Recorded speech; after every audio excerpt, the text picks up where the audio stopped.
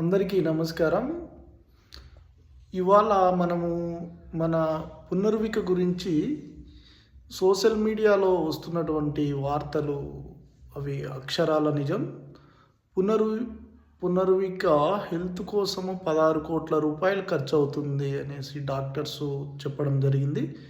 So మన యొక్క social మీడియాలో ప్రతి ఒక్కరు కూడా స్పందిస్తున్నారు. మానవ దృక్పథంతో మానవ సేవే మాధవ సేవ అని ప్రతి ఒక్కరూ సోషల్ మీడియాలో ఎవరికి తగినంత వరకు వాళ్లకు సహాయం చేసి ఆ పాప తల్లిదండ్రులకు అందజేయడం జరుగుతుంది. సో ప్రతి ఒక్కరు కూడా మనము కూడా మన వంతు సహాయం చేయవలసిందిగా కోరుకుంటూ, నా వంతు సహాయం 2,000 రూపాయల వరకు వాళ్ళ తల్లిదండ్రులకు చేయడం జరుగుతుంది. సో ప్రతి ఒక్కరు కూడా మన వంతు మనం సహాయం చేయాలని కోరుకుంటూ, అదేవిధంగా ఇప్పుడు చేసినటువంటి ప్రతి రూపాయి వరకు ప్రతి ఒక్కరు కూడా వాళ్ళ తల్లిదండ్రులకు అందజేయడం జరిగింది.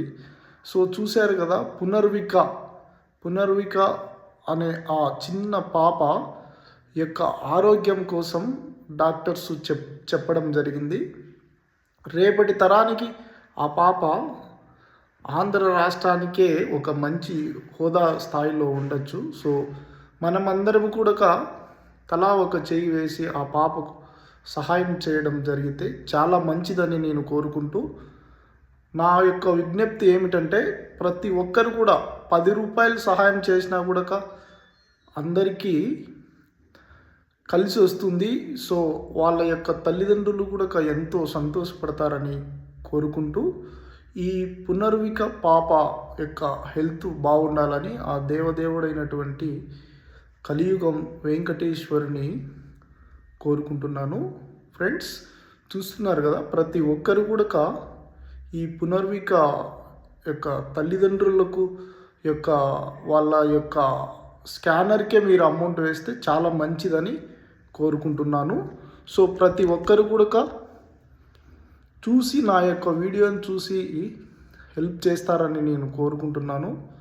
సో ఆ పాప త్వరగా కోలుకోవాలని, ఆ పాప యొక్క తల్లిదండ్రులు మన యొక్క ఆంధ్ర రాష్ట్రం ప్లస్ భారతదేశం అంతా కూడా కోరుకుంటుంది. సో ప్రతి ఒక్కరు కూడా హెల్ప్ చేయాలని కోరుకుంటున్నాను. Thank you friends.